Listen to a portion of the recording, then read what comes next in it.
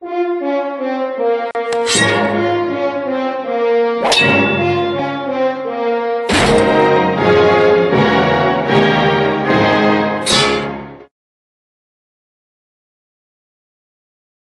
ver 1 Tessalonicenses 4. 1 Tessalonicenses 4. Te mostrarei todos esses versículos e então encerraremos, tudo bem? 1 Tessalonicenses 4.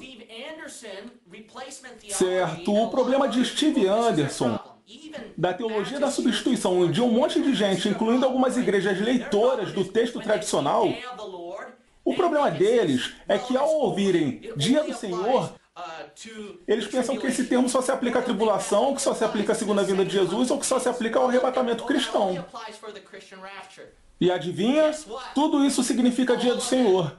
Sabia disso? Veja, esse é o problema deles, pois não são dispensacionalistas. Eles só enxergam uma expressão, Dia do Senhor, e pensam que só pode significar uma coisa, percebe? Por isso Steve Anderson inventou um tipo de arrebatamento pós-tribulação, o que é uma falsa doutrina, pois ele localiza o termo Dia do Senhor, onde lemos sobre um arrebatamento que de fato haverá após a tribulação, e conclui com isso que todo arrebatamento é depois da tribulação, sendo que esse é apenas um deles. Há mais 3 eventos que fazem parte do Dia do Senhor. Pode ser o arrebatamento cristão antes da tribulação, o tribunal de Cristo, o arrebatamento depois da tribulação, e adivinha só, pode ser o reino milenar e também depois dele, quando Deus queima todo mundo.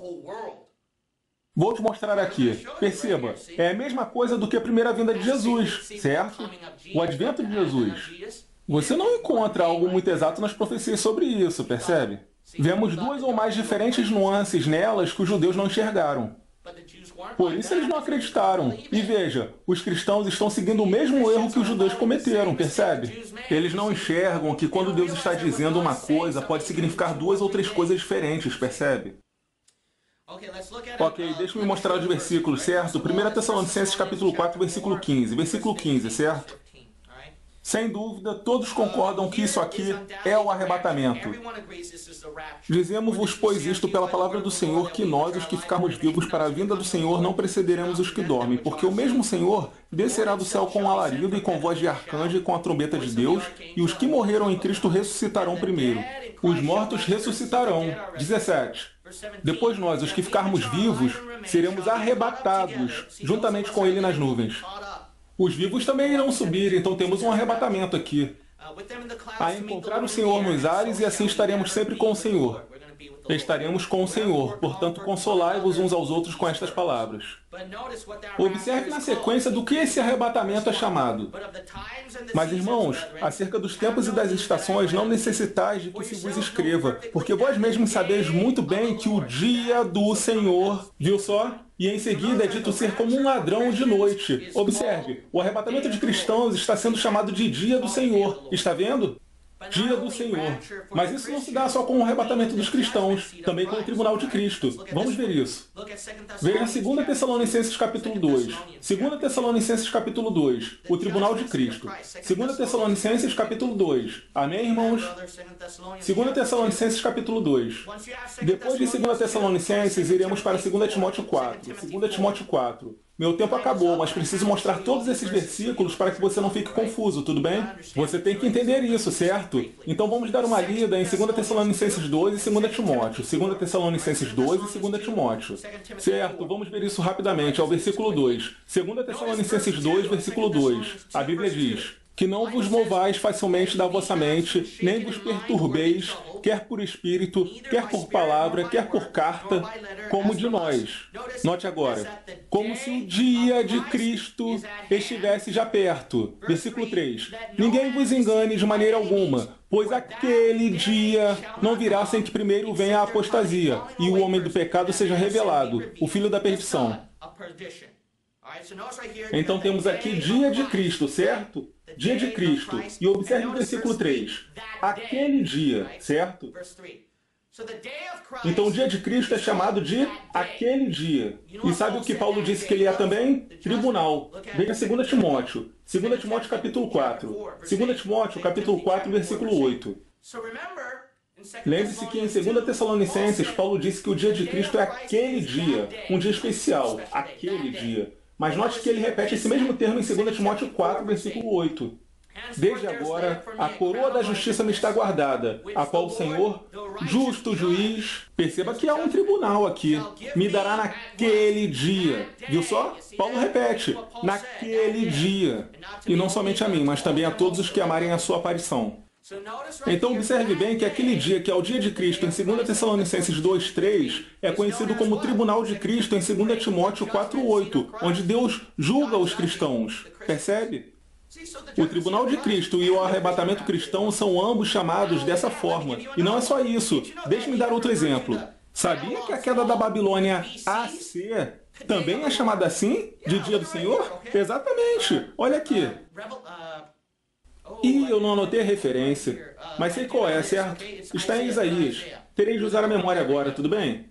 É aquele capítulo de Isaías, o 13. Acho que é Isaías. Isaías capítulo 13. Veja o versículo 9. Tá lá, acertei. Isaías 13. Isaías capítulo 13. Vamos olhar o versículo 9. Certo, olhe para isso. O dia do Senhor se referindo à queda da Babilônia antes de Cristo. Certo, olhe para isso agora. É bem louco. Isaías 13, versículo 9. Eis que vem o dia do Senhor. O que é isso?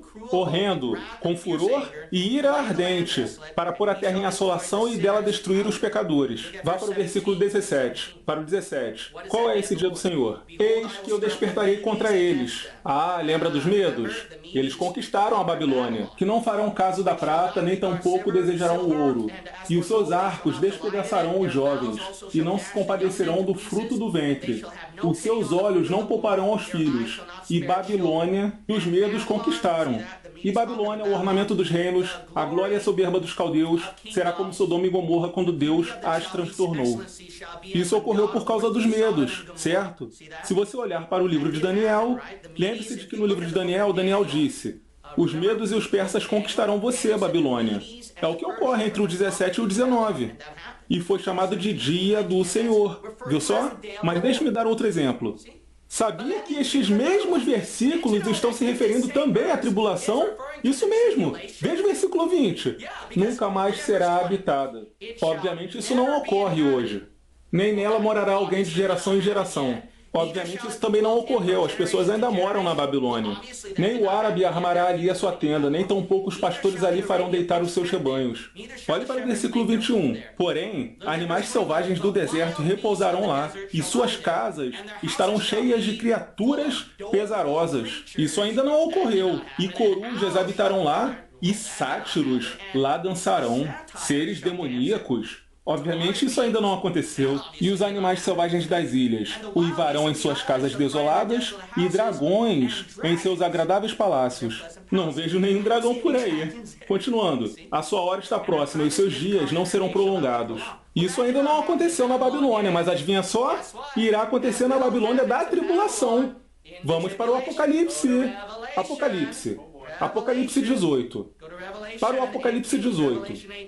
O que haverá nele, Apocalipse 18? Apocalipse 18, olhe isto. Olhe o que Deus disse sobre a Babilônia. Apocalipse 18. O livro do Apocalipse é um livro do futuro e dos tempos. Olha o que vai acontecer com a Babilônia. Isso ainda não aconteceu, mas vai acontecer.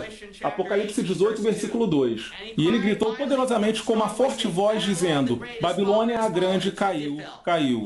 Olha agora. E se tornou a habitação de demônios, e o antro de todo espírito imundo, e gaiola de toda ave imunda e odiável. Ela tem suas criaturas. Você possui um livro incrível em suas mãos. Um livro incrível. E tudo faz sentido nele. Tudo faz sentido.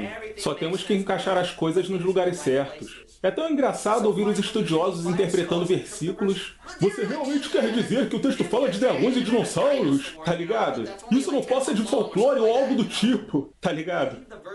Respeitando o que o texto diz e colocando as coisas no lugar certo, na hora certa e com o personagem certo, tudo se dividirá corretamente, então, bum, tudo se encaixa como um quebra-cabeças. E você percebe que jamais deveria ousar corrigir uma só palavra deste livro, pois uma só palavra deste livro pode referir-se a algo mais. algo muito importante a ser aprendido. Então observe que o dia do Senhor pode se referir à queda da antiga Babilônia, à tribulação, ao arrebatamento cristão e ao tribunal de Cristo. Vamos deixar os outros versículos para a próxima semana, pois está ficando tarde. Mas ainda não acabei. O dia do Senhor se refere também à queima dos céus e da terra, que se dará 1000 anos após a tribulação. E também se refere ao arrebatamento da tribulação, que não é o arrebatamento cristão. Então você tem de estar atento, percebe? Você tem de reparar nisso, que quando Deus está falando algo, como o dia do Senhor, Ele não está pensando em uma coisa só, e sim em muitas coisas diferentes. Perceba, quando a Bíblia fala sobre o advento de Cristo, ela não fala sobre uma coisa só, e todos sabemos disso, e sim de 2 ou 3 coisas distintas.